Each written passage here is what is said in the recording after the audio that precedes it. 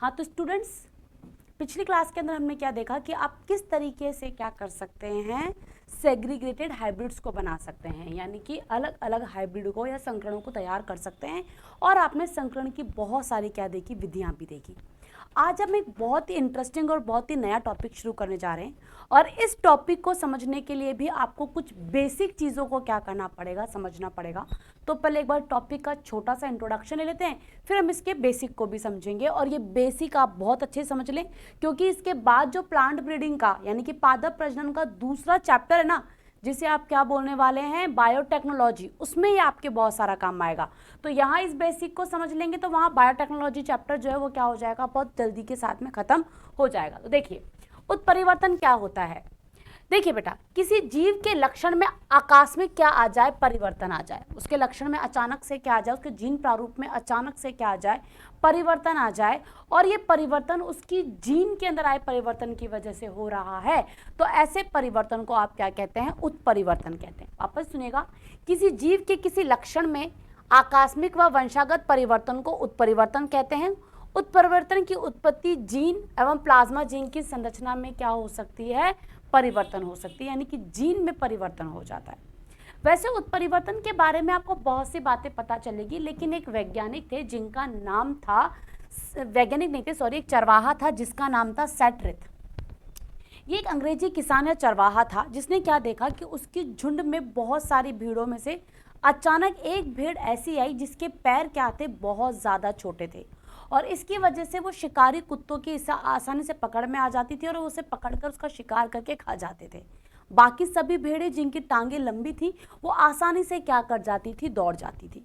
तो यहाँ उसने देखा कि अचानक से जब सभी भेड़ों की बनावट एक जैसी है, अचानक से छोटी भेड़ों वाली भीड़ कहाँ से आई, वो इसे ज़्यादा समझ नहीं पाए। लेकिन इसके बाद के अंदर उन्होंने क्या देखा, एक वैज्ञानिक आए ह्यूगो डे व्रिज, जिसने सबसे पहले प्रिमरोज यानी कि इवनिंग प्रिमरोज पर, यहाँ पे मैं नाम भी लिख देती हूँ, इवनिंग प्राइमरोज,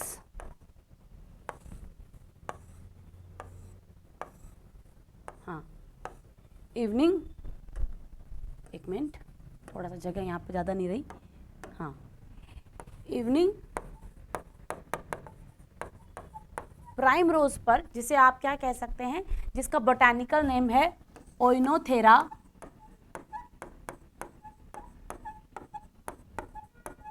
लैमार्कियाना, ठीक है, लैमार्कियाना, इस पादप के ऊपर सबसे पहले अपने एक्सपेरिमेंट किए। तो वैसे तो सेथ देख चुके थे 1791 के अंदर कि ऐसा कुछ तो था मेरी भेड़ों में जो अचानक से परिवर्तित हुआ, पर सीधी सी बात है भाई, वो वैज्ञानिक तो था नहीं, वो तो क्या था, एक किसान था। तो उसे लगा कुछ अलग सा परिवर्तन हुआ है। अब ये परिवर्तन कैसे हुआ, क्या होता है, इसको आगे क्या बोला गया, उत्परिवर्तन बोला गया, जिसे सबसे पहले किसने खोजा, ह्यूगो डे व्रिज ने खोजा 1900 में एक इवनिंग प्राइमरोज या ओइनोथेरा लैमार्कियाना प्लांट के अंदर। ये आपसे क्वेश्चन पूछा जा सकता है भाई, ह्यूगो डे व्रिज ने अपने एक्सपेरिमेंट किसके ऊपर किए थे। उसके बाद में क्या हुआ, बहुत से वैज्ञानिक भी आगे बढ़े और मॉर्गन आए।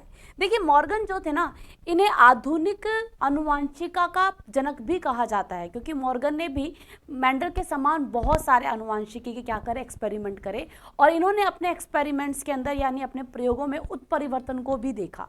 तो जैसे मेंडल ने अपने सारे एक्सपेरिमेंट किस पे करे थे, मटर के पादप पे किए थे, वैसे इन्होंने फल मक्खी पे किए जिसका नाम था ड्रोसोफिला। तो ड्रोसोफिला मक्खी के ऊपर इन्होंने बहुत सारे एक्सपेरिमेंट करके देखे, और उनमें से इन्होंने देखा कि ड्रोसोफिला में सफ़ेद आंख उत्परिवर्तन की खोज और इस लक्षण की वंशागति के आधार पर इन्होंने क्या दिया था, सेक्स लिंकेज का भी क्या दिया था, एग्जाम्पल दिया था। तो आप सेक्स लिंकेज को ना समझे, आप इतना समझिए कि मॉर्गन ने बहुत सारे एक्सपेरिमेंट किए और ड्रोसोफिला मक्खी की रंगों में अचानक से एक ही ऐसी मधुमक्खियां या ऐसी फल मक्खियां भी आई जिनकी आंखों का रंग क्या था, सफ़ेद था। और बाद में ये पता चला कि जो गुणसूत्र जो उसका लिंग निर्धारित करता था, उसी के ऊपर ये आंखों के रंग की जीन भी क्या थी, उपस्थित थी। तो ये सहलग्नता को दिखाती थी, यानी कि लिंग गुणसूत्र के साथ साथ में आंखों के रंग की गुणसूत्र भी जा रहे थे। आप अब इसको थोड़ा सा इतना ही समझे तो ज़्यादा बेटर होगा। लेकिन हाँ भाई, उत्परिवर्तन क्या है, जीन प्रारूप में आए अचानक से परिवर्तन को आप क्या कहते हैं, उत्परिवर्तन कहते हैं, जिससे जो जीव है उसके लक्षणों में भी आपको आकस्मिक परिवर्तन नजर आते हैं, है नहीं। चलिए अब इसके बारे में अगर हम ज़्यादा बात करें तो उससे पहले हम उत्परिवर्तन को समझ लेते हैं। उत्परिवर्तन की परिभाषा एक और मैं आपको बताने वाली हूँ। उत्परिवर्तन की मैं एक और परिभाषा आपको बताने वाली हूँ। देखिए क्या है, डीएनए व एमआरएनए पर उपस्थित नाइट्रोजन क्षारों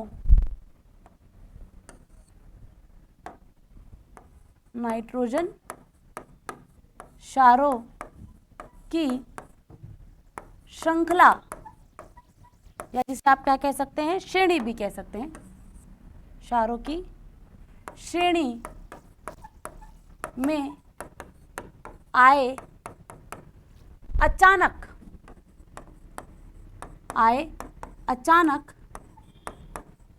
परिवर्तन को आप लोग बच्चा क्या कह देते हैं, उत्परिवर्तन कहते हैं, जिसे अंग्रेजी के अंदर क्या बोला जाता है, इसे अंग्रेजी में बोल दिया जाता है म्यूटेशन। अब मैम अगर मैं सिर्फ आपको इतना बता के छोड़ दूं, आपकी किताब के हिसाब से भी अचानक परिवर्तन आ गया, उसे आपने उत्परिवर्तन कह दिया, या नाइट्रोजन क्षारों के क्रम में क्या आ जाए, या उसकी श्रेणी में या क्रम के अंदर नाइट्रोजन क्षारों की के क्रम में जब अचानक से क्या आ जाए, परिवर्तन आ जाए, तो उसे आप क्या कह देते हैं, उत्परिवर्तन कह देते हैं। लेकिन ये बात बहुत ज़्यादा गलत होगी। क्यों? क्योंकि नाइट्रोजन क्षार क्या है, डीएनए क्या है, आरएनए क्या है, यही हमें नहीं पता, तो हम उत्परिवर्तन को देखो बेटा बिल्कुल भी अच्छे से नहीं समझ पाएंगे। तो आप एक बात को, आज एक बेसिक को बहुत अच्छे समझिए। तो आज की जो क्लास है वो आपके लिए बेसिक लेकर आई है नहीं? देखिए बेसिक को कैसे समझेंगे। हमें क्या पता चलता है कि हमारी जो कोशिका होती ना, इस कोशिका के अंदर कौन रखा रहता है, केंद्रक रखा रहता है। छोटे थे तब से हमें बताया गया कि केंद्रक के अंदर उपस्थित होता है हमारा आनुवांशिक पदार्थ डीएनए, लेकिन इस केंद्रक में हमें धागे रूपी एक संरचना नजर आई है या नहीं। और पिछली क्लास में मैं बता चुकी हूँ कि इस धागे को आप लोग क्या बोलते हैं, क्रोमेटिन धागा बोलते हैं। क्या बोलते हैं? क्रोमेटिन धागा। जब आपको केंद्रक के अंदर ये धागे रूपी संरचना नजर आ रही है तो समझ जाइए कोशिका अभी विभाजन नहीं कर रही है। लेकिन हर कोशिका की नियति ही कहती है कि उसे क्या करना पड़ेगा, विभाजन करना पड़ेगा। तो कोशिका विभाजन के समय, कौन से समय, कोशिका विभाजन के समय, ये जो क्रोमेटिन धागा होता है ना, ये क्या हो जाता है, संघनित हो जाता है, या इनमें संघनन हो जाता है। यानी कि आपका क्रोमेटिन धागा कुछ इस प्रकार से उपस्थित था, अब ये कैसा हो जाएगा, ऐसे संघनित हो जाएगा। और संघनित होकर जिस संरचना का निर्माण करता है उस संरचना को हम लोग क्या बोल देते हैं, गुणसूत्र बोल देते हैं। क्या बोल देते हैं? गुणसूत्र। इस प्रकार से कौन होते हैं आपके पास में, गुणसूत्र होते हैं।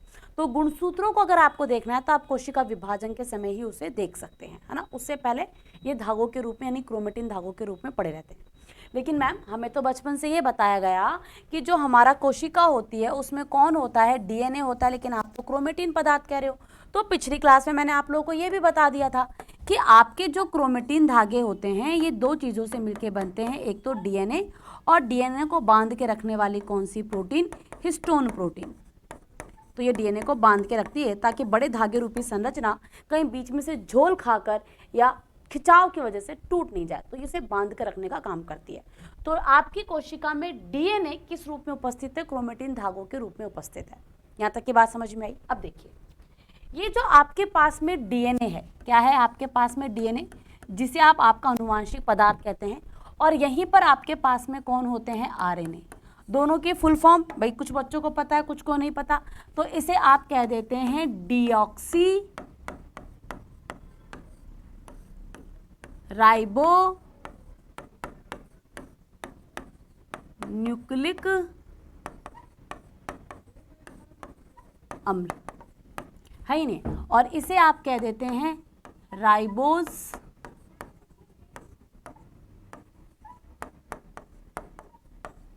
न्यूक्लिक अम्ल। तो इस प्रकार से आपके पास में दो तरह के न्यूक्लिक अम्ल हो गए, एक डीएनए और एक आरएनए, जिनसे डीएनए आपका आनुवांशिक पदार्थ है लेकिन आरएनए नहीं है। तो फिर आरएनए का काम क्या है, डीएनए जो भी प्रोटीन बनवाना चाहता है उसके लिए वो कोड किसको देता है, आरएनए को देता है या नहीं। अब देखिए आप एक बात समझिए, चाहे डीएनए हो चाहे आरएनए हो, दोनों ही क्या है, दोनों ही न्यूक्लिक अम्ल है। दोनों ही क्या है, न्यूक्लिक अम्ल है।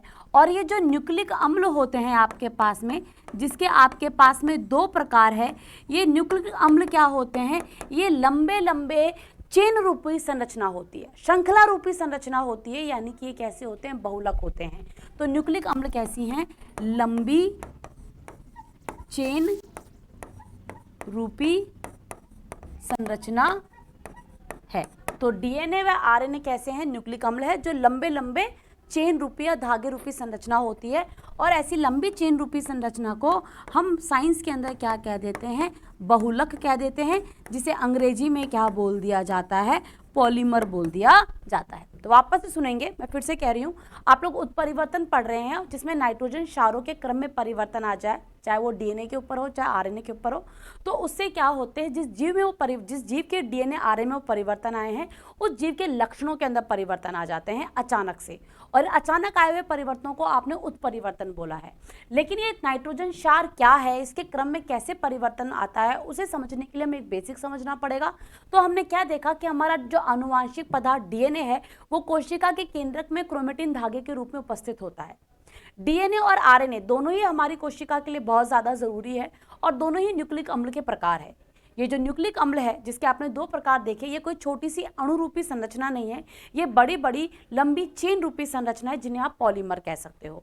तो देखिए, अगर मान लीजिए मैं आपके सामने एक बात बोलूँ कि भैया आप एक दीवार को इमेजिन करो, है नहीं, आप दीवार को एक क्या कीजिए, इमेजिन करके देखिए। तो भैया दीवार, मान लीजिए मेरे पास में एक दीवार है, वो किससे बनी है, ईंटों से। तो ईंटों से बनी हुई एक बहुत बड़ी संरचना है, तो वो दीवार क्या हो गई, उन ईंटों का बहुलक हो गई। उस दीवार की एक इकाई क्या है, वो ईंट है, जिसने आपस में जुड़कर क्या बनाई है, पूरी दीवार बनाई है। एक और आप एग्जांपल ले सकते हैं, आपने मान लीजिए एक मोतियों की माला देखी, तो ये मोतियों की माला तो कैसी है, चेन रूपी संरचना है। तो इस चेन रूपी संरचना को बच्चा आप लोग क्या बोलेंगे, बहुलक है। अब आपसे पूछ रहे कि भैया किसका बहुलक है, तो आप बोलोगे कि मैडम ये मोतियों का बहुलक है, क्योंकि मोतियों ने आपस में जुड़कर इस मोतियों की चेन का क्या करा है, निर्माण किया है। तो इस चेन के लिए एकलक इकाई के रूप में काम कौन कर रहा है, मोती। और ये मोती आपस में जुड़ता चला गया, तो मोतियों की माला रूपी आपके सामने बहुलक संरचना बनकर क्या हो गई, तैयार। ऐसे ही आपके डीएनए आरएनए, जिन्हें आप मिलाकर न्यूक्लिक अम्ल भी कहते हैं, जिनके ये दो प्रकार हैं डीएनए आरएनए, ये भी लंबी चेन रूपी संरचना है।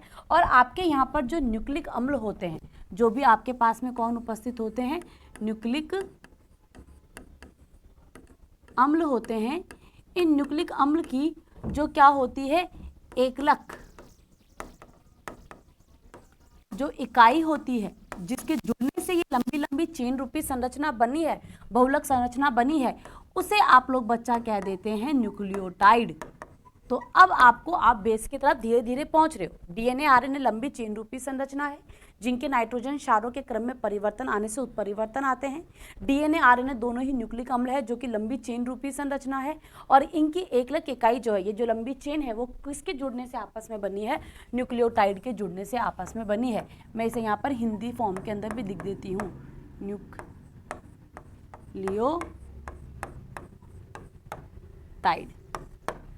अब ठीक है बेटा, अब देखिए ये न्यूक्लियोटाइड कैसे बनता है। तो देखा जाए तो एक प्रारूपिक, जो पूर्ण रूप से ना प्रारूपिक न्यूक्लियोटाइड का निर्माण, न्यूक्लियोटाइड जो है वह कितने घटक से मिलकर बनता है, 3 घटक से मिलकर बनता है नहीं है। तो पहला घटक कौन है भाई, जो न्यूक्लियोटाइड को बना रहा है, जो कि आगे चलकर हमारे पूरे डीएनए को बनाने जा रहा है। पहला जो घटक होता है उसे आप कहते हैं शर्करा, और ये 5 कार्बन वाली शर्करा होती है, जिसके बारे में हम पूरी बात करेंगे। दूसरा जो घटक होते हैं वो इसके होते हैं नाइट्रोजन क्षार, जो कि यहाँ पर 2 प्रकार के होते हैं, ज़्यादा हम नहीं बताएंगे, सिर्फ आपके चैप्टर के लायक आपको बताएंगे। और तीसरा जो यहाँ पर होता है, ये नाइट्रोजन क्या है, क्षार है भाई। और तीसरा घटक जो कि एक न्यूक्लियोटाइड को बनाने में काम आता है, वो होता है फास्फोरिक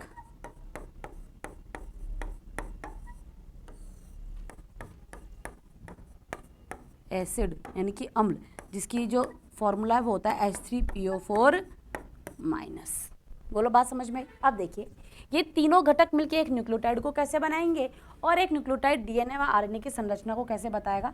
हमें ज़्यादा कुछ नहीं जानना है, थोड़ी सी बातें जाननी है। देखिए क्या होगा, सबसे पहला घटक ले रहे हैं हम शर्करा। शर्करा ये क्या है भाई,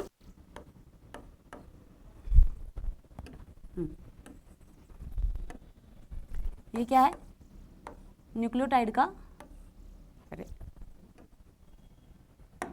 एक मिनट, आज ये भी साथ नहीं दे रहा है पेन भी, हाँ ये क्या है आपके न्यूक्लियोटाइड के घटक है और उसमें सबसे पहला घटक कौन आ गई है, शर्करा। देखिए यहाँ पर जो आपको शर्करा मिलती है ये कितने कार्बन वाली शर्करा होती है, 5 कार्बन वाली शर्करा है। कितनी कौन से वाली है, 5 कार्बन वाली।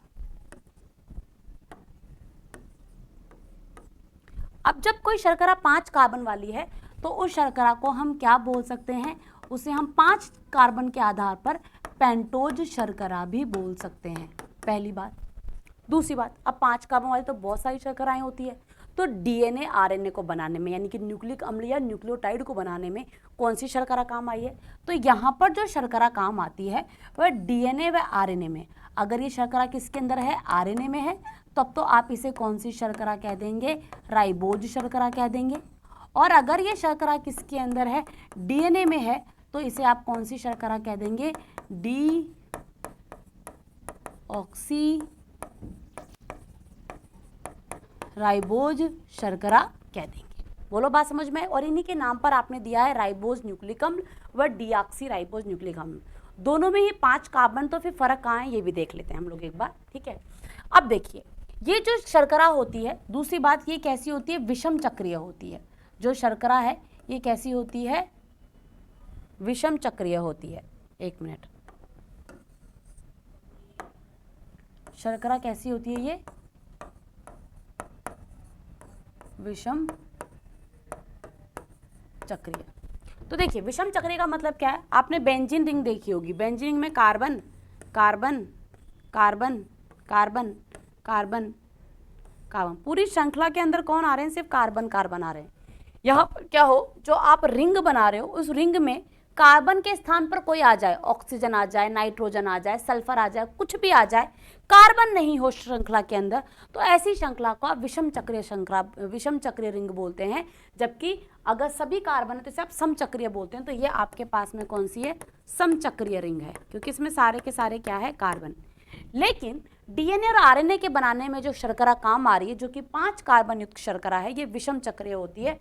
और देखते हैं ये डीऑक्सी या राइबोज शर्करा या डीऑक्सी राइबोज शर्करा कैसी होती है। देखिए अगर मैं राइबोज शर्करा बना रही हूँ तो देखिए ये कार्बन नंबर 1, ये कार्बन नंबर 2, ये कार्बन नंबर 3, ये कार्बन नंबर 4 और ये हो गया कार्बन नंबर 5। तो देखिए आपके यहाँ पर क्या हुआ है, रिंग के अंदर यहाँ पर कौन आ गई है, आप देख सकते हैं रिंग में यहाँ पर आ गई है ऑक्सीजन। बोलो बात समझ में आ रही कि नहीं आ रही। और 5वां कार्बन कहाँ चला गया है, रिंग के बाहर चला गया, इसलिए विषम चक्रीय है। चलिए अब आरएनए के अंदर जो क्या होती है, शर्करा होती है, इसका अगर आप फॉर्मूला देखेंगे तो ये होता है C5H10O5। तो देखिए हम इसको भी बना देते हैं किस तरीके से, ये C5H10O5 इधर हो जाता है HOH HOH OH H H H H OH। तो देख ली कार्बन कितने हैं, 1 2 3 4 5। हाइड्रोजन कितने हैं, 1 2 3 4 5 6 7 8 9 10। ऑक्सीजन कितनी है, 1 2 3 4 और यहाँ पे 5वें कार्बन पर 5। तो इस प्रकार से आपके पास में कौन आ गई, आपके पास में आरएनए की राइबोज शर्करा आ गई। अब हम आते हैं डीऑक्सी राइबोज शर्करा पे। डीऑक्सी राइबोज शर्करा को जब आप देखेंगे तो देखिए इसके अंदर क्या होगा, ये रहा ऑक्सीजन 5 कार्बन वाली, तो भाई ये रहा कार्बन नंबर 1, ये रहा कार्बन नंबर 2, ये रहा कार्बन नंबर 3, ये रहा कार्बन नंबर 4 और कार्बन 5 क्या है, बाहर है क्योंकि विषम चक्रीय है। अब यहाँ पर क्या हो जाता है, देखिए यहाँ पर एक फर्क आ जाता है, ये रहा HOH, दूसरे नंबर के कार्बन पर से ऑक्सीजन क्या हो जाती है, गायब हो जाती है, ये देखिए। इसीलिए आप इसे क्या कहते हैं, डीऑक्सी राइबोज शर्करा कहते हैं। बाकी सारा विन्यास क्या रहेगा, बिल्कुल सेम ही रहेगा। यहाँ पर प्रेजेंट है OH, H, क्योंकि हर कार्बन की 4 बैलेंसी होती है जो आपको पूरा करनी होती है, और OH। तो ये देखिए इस प्रकार से आपके पास में डीऑक्सीराइबोस शर्करा बनकर भी तैयार हो गई। तो आप डीएनए के एक घटक यानी डीएनए की एकलक इकाई न्यूक्लियोटाइड होता है, और न्यूक्लियोटाइड 3 घटकों से मिलकर बनता है। सबसे पहला घटक कौन है आपके पास में, 5 कार्बन वाली शर्करा। अगर ये शर्करा आरएनए में है तो C5H10O5 इसका जनरल फॉर्मूला है, या इसका क्या है, जनरल सूत्र है। और ये शर्करा कैसी हो जाती है, राइबोस शर्करा। डीएनए के अंदर दूसरे नंबर के कार्बन पे से, रिंग में दूसरे नंबर के कार्बन पे से ऑक्सीजन चला जाता है, तो इसका सामान्य सूत्र C5H10 और क्या हो जाता है, O4 हो जाता है। और इसे हम कौन सी शर्करा कहते हैं, डीऑक्सीराइबोस शर्करा बोल देते हैं। चलिए इसके बाद में हम नेक्स्ट पार्ट पे आते हैं। दूसरा घटक जो यहाँ पर आ रहा है वो आ रहे हैं आपके पास में नाइट्रोजन क्षार, और ये ही पढ़ना आपके लिए बहुत ज़्यादा ज़रूरी है नहीं है। अब देखिए यहाँ पे नाइट्रोजन क्षार जो होते हैं वो 2 तरह के होते हैं। एक को तो आप लोग बोल देंगे प्यूरिन, और एक को आप लोग बोल देंगे बच्चा पायरेमिडिन। बस 2 तरह के नाइट्रोजन क्षार है, प्यूरिन और पायरेमिडिन। अब ये प्यूरिन भी आपके पास में 2 तरह के होते हैं। एक तो होता है इसमें एडिनिन, जिसे आप कैपिटल ए से दर्शा सकते हैं, और एक होता है बच्चा इसके अंदर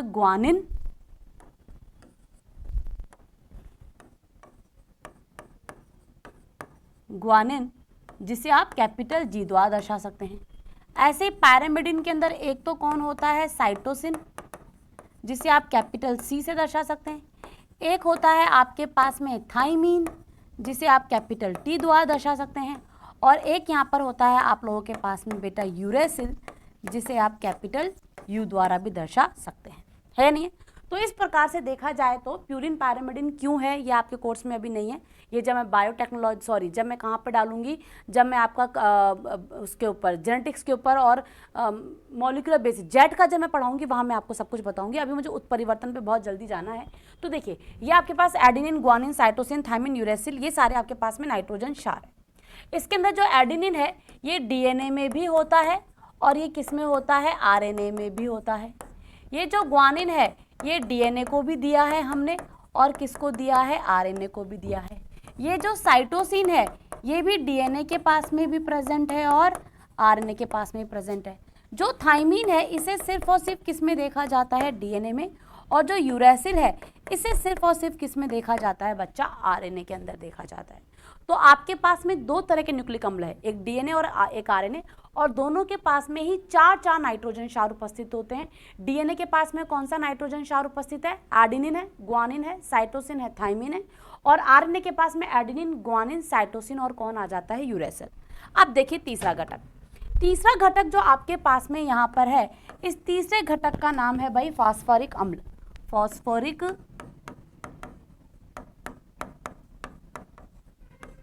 अम्ल H3PO4। अब देखिए तीनों घटक तैयार हो गए। अब ये तीनों घटक कौन कौन से, शर्करा, नाइट्रोजन क्षार व फास्फोरिक अम्ल, ये तीनों के तीनों मिलकर क्या बनाते हैं, ये तीनों के तीनों मिलकर एक क्या बनाएंगे, न्यूक्लियोटाइड को बनाएंगे। फिर वो न्यूक्लियोटाइड आपस में जुड़ के डीएनए और आरएनए को बनाएंगे। देखिए कैसे, फॉर एग्जाम्पल देखिए सबसे पहले हम लाते हैं पहला घटक जो कौन थी, शर्करा। ये लीजिए, carbon number 1, carbon number 2, carbon number 3, carbon number 4 और ये कार्बन नंबर 5। और मैं इनको इनका नाम भी दे देती हूँ। ये कार्बन 1 है, ये कार्बन 2 है, ये कार्बन 3 है, ये कार्बन 4 है और ये कार्बन 5 है। देखिए नाइट्रोजन क्षार कोई एक, आप किसी एक न्यूक्लिक अम्ल को 4 नाइट्रोजन क्षार दे रहे हो। अगर ये डीऑक्सीराइबोस शर्करा है तो यहाँ पर आप एडेनिन या ग्वानिन या साइटोसिन या थाइमिन को करवा सकते हैं अटैच। और अगर ये राइबोस शर्करा है, भाई ढांचा तो मैंने बनाया है ना, अभी मैंने H और OH तो बताया ही नहीं है आपको लोगों को। अगर यहाँ पे सेकंड नंबर के कार्बन पर OH समूह होगा तो ये राइबोस शर्करा है, और सिर्फ HH समूह होंगे तो कौन सी होगी, ये डीऑक्सीराइबोस शर्करा होगी। तो चाहे कोई सा भी नाइट्रोजन क्षार हो, चाहे डीएनए के 4 में से एक हो या आरएनए के 4 में से एक हो, ये नाइट्रोजन क्षार हमेशा और हमेशा कार्बन नंबर 1 पर आकर ही क्या होंगे, जुड़ेंगे। फिर उन नाइट्रोजन क्षार के अंदर से ये कोई भी हो सकता है, ये एडेनिन, ग्वानिन, साइटोसिन, थाइमिन हो सकता है। और अगर ये राइबोस शर्करा बन रही है आ रहे हैं तो एडेनिन, ग्वानिन, साइटोसिन और यूरेसिल हो सकता है, और जिस बंध के द्वारा जुड़ते हैं उसे हम कहते हैं ग्लाइकोसिडिक बंध। हाँ भाई, अभी तो सिर्फ आपके दो ही घटक जुड़े हैं, नाइट्रोजन क्षार जुड़ा है और शर्करा। फास्फेट समूह अभी भी बैठा हुआ है। तो जो फास्फेट समूह होता है ये हमेशा और हमेशा कौन से नंबर के कार्बन पर आकर जुड़ता है? 5वें नंबर के कार्बन पर कौन से बॉन्ड के द्वारा? फास्फो एस्टर बंध द्वारा। और इस प्रकार से आपका एक न्यूक्लियोटाइड बनकर तैयार हो जाता है। तो एक न्यूक्लियोटाइड में क्या क्या होता है? शर्करा होती है 5 कार्बन वाली, जिसके पहले नंबर के कार्बन पर कोई सा भी एक नाइट्रोजन क्षार आकर जुड़ेगा, चाहे वो एडेनिन हो जा सकता है, चाहे ग्वानिन, चाहे साइटोसिन, और अगर डीएन तो थाइमिन और आरएन तो यूरासिल। वह कार्बन नंबर 1 से जिस बंध के द्वारा जुड़ेगा उसे आप ग्लाइकोसिडिक बंध कहेंगे। ऐसे ही तीसरा घटक जो कि फॉस्फोरिक अम्ल है, वह हमेशा शर्करा के 5वें नंबर के कार्बन पर जुड़ेगा। वह कार्बन जो कि रिंग के बाहर है और कौन से बंध के द्वारा जुड़ेगा? फॉस्फोएस्टर। तो यह आपके सामने एक न्यूक्लियोटाइड बनकर तैयार हो गया। अब ये एक न्यूक्लियोटाइड डीएनए या आरएनए को कैसे बनाता है? तो भाई डीएनए आपके पास में कैसी होती है? डीएनए आपके पास में द्विरज्जु संरचना है, यानी कि उसके अंदर 2 रज्जु होते हैं। और जो आरएनए है आपके पास में, ये आपके पास में क्या है? एक रज्जु संरचना है, यानी कि ये एक ही स्ट्रैंड का या एक ही रज्जु का मिलकर बना होता है। चलिए हम तो सिर्फ एक ही स्ट्रैंड के बारे में जान ले, वो भी हमारे लिए बहुत है। तो देखिए डीएनए के अंदर एक न्यूक्लियोटाइड मान लो ये रहा, है ना। इमेजिन करके चलिए ये सारे कार्बन है ना। और दूसरा न्यूक्लियोटाइड ये रहा, ये carbon 1, carbon 2, carbon 3, carbon 4, carbon 5। एक न्यूक्लियोटाइड ये रहा, मान लो ये लो, 5वां कार्बन बाहर है। तो देखिए क्या होगा इसके अंदर, हमेशा इसके कार्बन नंबर 1 पर आकर कौन जुड़ा है? कोई भी नाइट्रोजन क्षार, मान लो यहाँ पे एडेनिन आकर जुड़ गया, यहाँ ग्वानिन आकर जुड़ गया है, यहाँ थाइमिन, ये डीएनए का बना रहे हैं हम, है ना। और 5वें नंबर के कार्बन पर कौन जुड़ेगा? फास्फेट समूह जुड़ गया, जुड़ गया, जुड़ गया। अभी हमारे पास एक न्यूक्लियोटाइड है, ये दूसरा न्यूक्लियोटाइड है, ये तीसरा न्यूक्लियोटाइड है। इन्हें डीएनए बनाना है या आरएनए? चलो ये डीएनए का न्यूक्लियोटाइड है तो डीएनए बनाएंगे। तो इन सारे को आपस में क्या करना पड़ेगा? जुड़ना पड़ेगा सारे न्यूक्लियोटाइड को। तो जब ये न्यूक्लियोटाइड आपस में जुड़ेंगे तो देखिए कैसे जुड़ेंगे। ये तीसरे नंबर का जो कार्बन है ये इस दूसरी वाली न्यूक्लियोटाइड के 5वें कार्बन पर उपस्थित फास्फेट समूह से बंध बना लेगा। फिर से सुनिएगा, ये न्यूक्लियोटाइड आपस में कैसे जुड़ेंगे? जो सबसे ऊपर न्यूक्लियोटाइड है उसका तीसरे नंबर के कार्बन पर सब उपस्थित OH समूह क्या करेगा? दूसरे न्यूक्लियोटाइड के 5वें कार्बन पर उपस्थित फास्फेट समूह के साथ में बंध बनाएगा। ठीक है, जब इसने तीसरे नंबर के कार्बन के साथ में बंध बनाया था, ये देखिए इस फास्फेट ने 5वें नंबर के कार्बन के साथ में बंध बनाया था, तो आपने इसे फास्फोएस्टर बंध कहा था। ऐसे ही शर्करा के तीसरे कार्बन के साथ में भी बंध बना रहा है तो भी उसे फास्फोएस्टर कह देंगे। तो फास्फेट समूह क्या होगा? दोनों तरफ से ही 2 एस्टर बंधों के द्वारा जुड़ जाएगा। एक तरफ नीचे वाली शर्करा के 5वें कार्बन से और एक तरफ ऊपर वाली शर्करा के तीसरे कार्बन से जुड़ रहा है। तो इसे हम क्या कहते हैं? इसे हम कह देते हैं फॉस्फो डाई एस्टर बंध। ऐसे ही दूसरी वाली शर्करा के 3rd नंबर के कार्बन पर उपस्थित OH समूह उसकी नीचे वाली शर्करा के 5वें कार्बन के फास्फेट समूह से क्या बना लेगा? बंध। और इस प्रकार से आपके पास में क्या बनती चली जाती है? न्यूक्लियोटाइड की चेन बनती चली जाती है। फिर चाहे वो डीएनए में बनती हो चाहे आरएनए में। बोलो बात समझ में आया? और इस तरीके से नाइट्रोजन क्षार का क्रम बनता चला जाता है।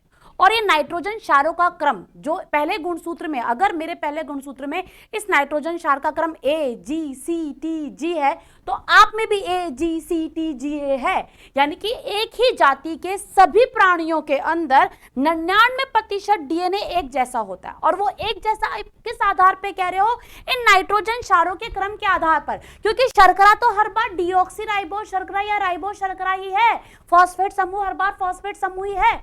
बदल कौन रहा है? शर्करा के पहले कार्बन पर हमेशा नाइट्रोजन क्षार बदल रहा है। तो जो नाइट्रोजन क्षार का क्रम आप में है वही मुझ में है, यानी कि इसीलिए हमारा 99.99% डीएनए समान है। 0.01% या 0.1% हम लोगों के अंदर क्या पाई जाती है? विभिन्नताएं। इसीलिए हम एक दूसरे से विभिन्न है। मेरी लंबाई, मेरी चौड़ाई, मेरा चेहरे का शक्ल, ये सब कुछ क्या है? अलग है, क्योंकि वो 0% डीएनए जो है वो मेरे अंदर क्या है? अलग है। बोलो बात समझ में आई? अब ये जब हम सबके अंदर चल रहा है तो ये डीएनए की क्या है? नाइट्रोजन क्षारों का क्रम है। यही नाइट्रोजन क्षारों का क्रम डीएनए किसको देता है? आरएनए को देता है।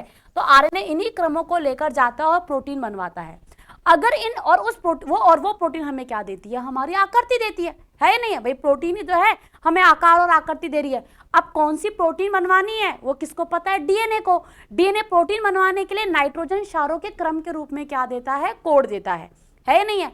अब अगर ये AGTCA चल रहा है और उसको पढ़ इसने गलत लिया, ए की जगह पे इसने क्या पढ़ लिया, जी पढ़ लिया और जी लेकर चला गया, जी की जगह इसने जी ही पढ़ा, टी की जगह इसने टी की जगह इसने मान लीजिए टी नहीं होता है यहाँ पे यू होता है, यू ही पढ़ा, ठीक है। लेकिन अगर एक भी क्रम को इसने उल्टा पढ़ लिया तो पूरी की पूरी प्रोटीन की संरचना बदल जाएगी और हमारी संरचना बदल जाएगी। यही कहना चाहता है उत्परिवर्तन।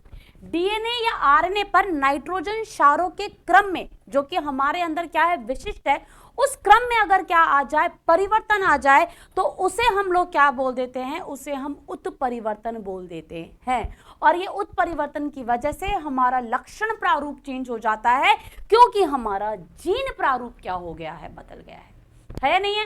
तो जीन बदली तो लक्षण भी बदले, और लक्षण बदले तो वो बदलाव कहाँ नजर आएंगे, बाहर की तरफ उत्परिवर्तन के रूप में नजर आएंगे।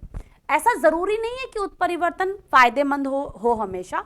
अधिकतर उत्परिवर्तन जो होते हैं वो नुकसानदायक होते हैं, लेकिन वे उत्परिवर्तन जो कि किसी जीव के लिए फायदेमंद होते हैं, प्रकृति उन्हें क्या कर लेती है, अपना लेती है, और वो जीव फिर उन्हीं उत्परिवर्तनों के साथ में क्या होता है, आगे बढ़ता है। जैसे जिराफ की बड़ी गर्दन।